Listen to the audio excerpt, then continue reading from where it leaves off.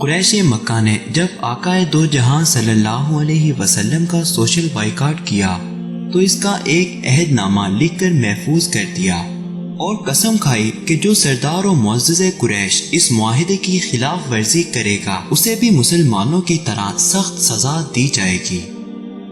یہ عہد نامہ تاریخ کا شفاف ترین معاہدہ تھا جس نے انسانیت کی دھجیاں بکھیر دی۔ آپ صلی اللہ علیہ وسلم اپنے جان نثاران کے ساتھ بنو شیب کی گھاٹی میں 3 سال محصور رہے تو قریش مکہ کی اس صفاقی پر آسمان بھی رو دیا تھا۔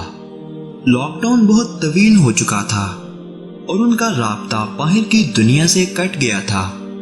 دوائیں اور دیگر اجناس تو دور کی بات، ان کے پاس تو کھانے پینے کی بنیادی اشیاء بھی ختم ہوئے ایک زمانہ بیت گیا تھا جس کی وجہ سے وہ درختوں کے پتے اور ٹہنیاں چوس چوس کر گزارا کرنے پر مجبور تھے۔ عورتیں اور بچے غذائی قلت اور بھوک سے بلک رہے تھے۔ دودھ پیتے بچوں کی رونے کی آوازیں پوری وادی میں سنائی دی جاتی تھی۔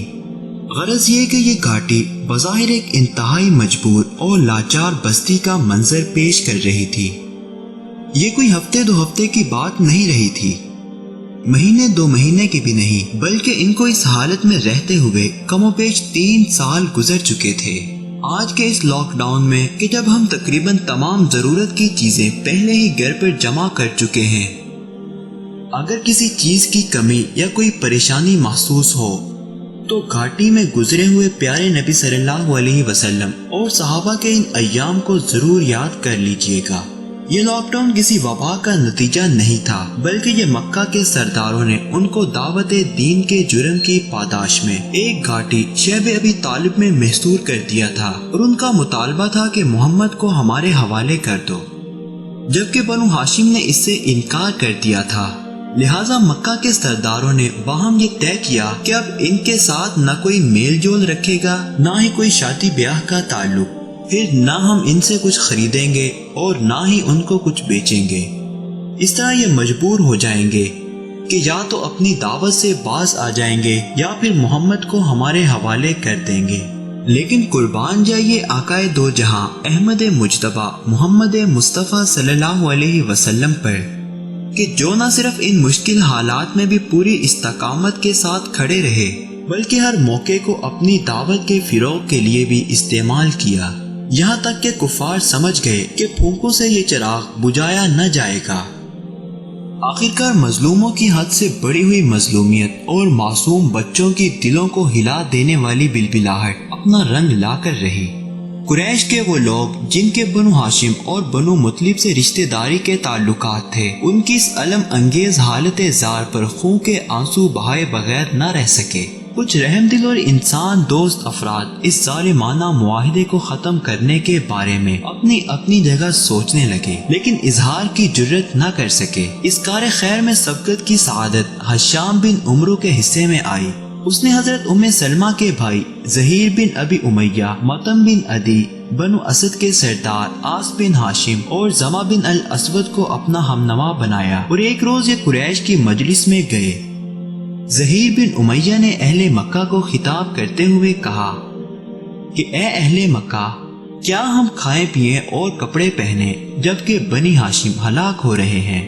ان سے کچھ خریدا جاتا ہے، نہ ان کے ہاتھ کچھ فروخت کیا جاتا ہے۔ خدا کی قسم میں ہرگز نہ بیٹھوں گا جب تک اس ظالمانہ مقاطعے کی دستاویز پھاڑ نہ دی جائے۔ یہ سن کر ابو جہل چیختے ہوئے بولا، تم نے جھوٹ کہا ہے، وہ ہرگز نہیں پھاڑی جائے گی۔ ابو جہل کی مخالفت میں آوازیں بلند ہونے لگیں۔ مجلس میں بحث و مباحثہ شروع ہو گیا۔ حضرت ابو طالب اپنے چند ساتھیوں کے ہمراہ اس مجلس میں پہنچے جہاں قریش کے دانا و بینا اس دستاویز کے معاملے پر غور و خوض کر رہے تھے۔ ابو طالب کو آتے دیکھ کر اہل مجلس نے خوشی کا اظہار کیا اور آمد کی وجہ پوچھی۔ ابو طالب نے حاضرین مجلس سے خطاب کرتے ہوئے کہا، میرے بھتیجے محمد نے، جس نے کبھی جھوٹ نہیں بولا، مجھے خبر دی ہے کہ مقاطعے کی دستاویز میں جو ستم اور قطع رحمی سے متعلق تمہاری تمام تحریک دیمک چاٹ گئی ہے اور صرف اللہ کا نام باقی رہ گیا ہے۔ اب تم وہ صحیفہ منگوا کر دیکھ لو۔ اگر میرے بھتیجے کا بیان غلط نکلا تو میں اسے تمہارے حوالے کر دوں گا۔ پھر تمہیں اختیار ہے، چاہے قتل کر دو اور چاہے زندہ رہنے دو۔ لیکن اگر اس کی بات سچ نکلی تو ہمارے ساتھ اس بدسلوکی سے باز آ جاؤ۔ ابو طالب کی یہ بات سن کر حاضرین مجلس نے کہا کہ آپ نے انصاف کی بات کہی ہے۔ دستاویز منگوا کر دیکھی گئی، وہی بات سچ نکلی جس کی خبر دی گئی تھی۔ اس پر قریش کے پیروں تلے زمین نکل گئی، ان کے ہاتھوں کے طوطے اڑ گئے، ندامت اور شرم سے ان کی آنکھیں جھک گئیں۔ یہ کہہ کر ابو طالب تو گھاٹی کی طرف لوٹ آئے۔ مجلس میں ابو جہل اور اس جیسے ضدی آدمیوں پر ملامت کی بوچھار شروع ہو گئی، اور مقاطعے کے خاتمے کے حامی حضرات اسلحے سے لیس ہو کر شیب ابی طالب کی طرف گئے اور محصورین سے کہا کہ وہ اپنے گھروں میں جا کر آباد ہو جائیں۔ اس طرح ظلم و ستم کا یہ 3 سالہ طویل دور ختم ہوا۔ اس کڑے وقت کے دوران اور بعد کے سخت ترین دور میں بھی اللہ کے رسول صلی اللہ علیہ وسلم نے حالات پر بین آہ و بکا اور مایوسی کا اظہار کرنے کی بجائے اپنے رب پر غیر متزلزل یقین رکھتے ہوئے ان حالات سے نکلنے کی تدبیر کی اور اپنے مشن کی تکمیل میں ذرہ بھر بھی کوتاہی نہ کی۔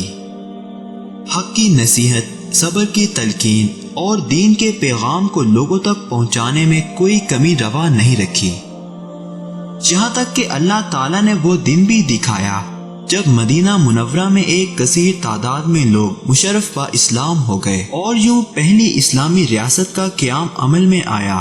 بے شک آج بھی اللہ کے رسول کی زندگی میں ہمارے لیے بہترین نمونہ ہے۔